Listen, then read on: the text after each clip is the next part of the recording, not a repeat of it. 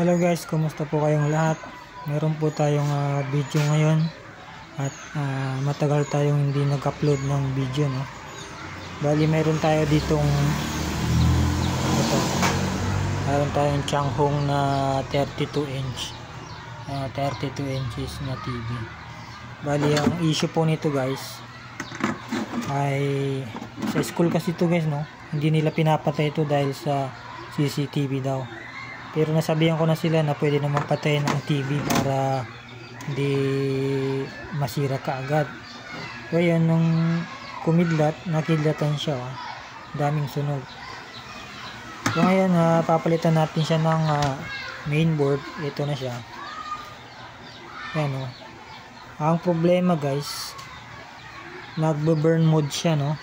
Kung aware po kayo sa burn mode or hindi nyo pa alam yung burn mode, yun po yung nag-iiba-iba yung kulay. Yung papakita ko na lang, no? Switch natin. Yan, nag-switch na siya. Okay. Backlight na siya. So ito po yung burn mode na tinatawag guys, oh. Yan. Okay, so nagpapalit-palit siya. Kumbaga burn mode or tawag dito. Para sa akin kasi parang tinetest niya yung yung LCD. So yan, tuloy-tuloy na ganyan yan. Ngayon, para magawa natin to guys, sinubukan ko na rin kasing i-flash po yung kanyang firmware, no? Kaso ayaw talaga. Patay muna natin. Yan. So ayaw mag-flash. Ngayon guys, ang gagawin ninyo dito, tanggalin ko muna to.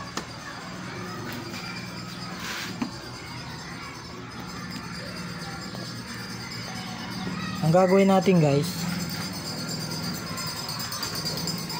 kasi mapapansin nyo tong kanyang LBD cable. Ayan, o.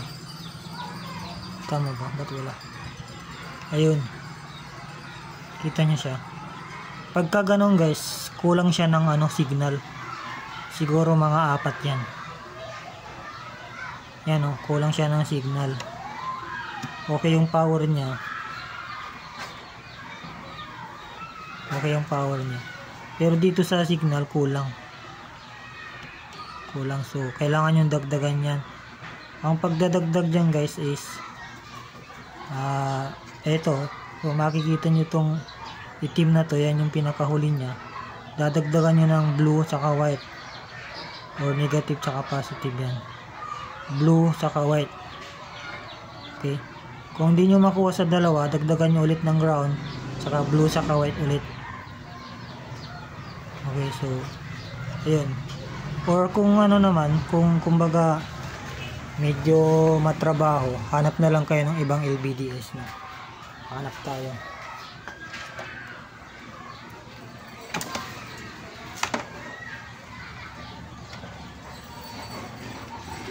Eto, mukhang sumobra to. Sobra to. Kadalasan sa to, sa mga high definition or sa mga monitor. Ito, mga monitor to.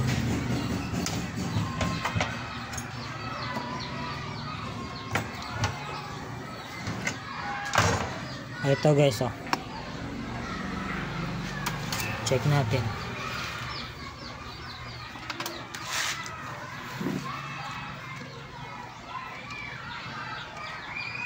Ito, mukhang okay ito guys, no? Ayan, yan. Mayroon siyang dalawang signal na sumobra. So ito ikakabit natin. Try natin.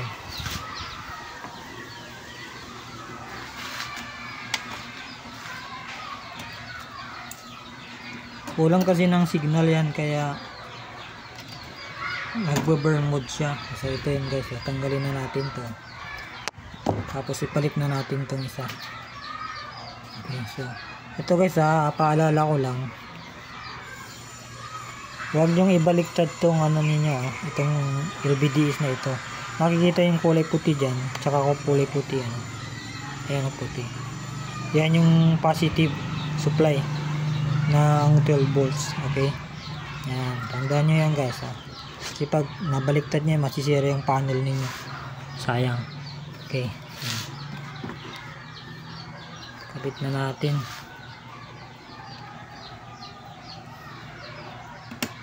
Yan. So ayan, ha. Napalitan na natin ng LVDs niyan. Tapos ito yung kanyang LVDs na tinanggal natin. O saksak natin. Power 5 seconds. Okay, power on. Ayan, power. Backlight. Okay, check natin kung nagbago. O yun guys, oh. Okay, yun, sakto, hindi na tayo magme-mirror. So yun guys, hanggang dun lang ating video, no. So sana nakatulong po tayo, no. Ganun lang po guys, salamat, God bless.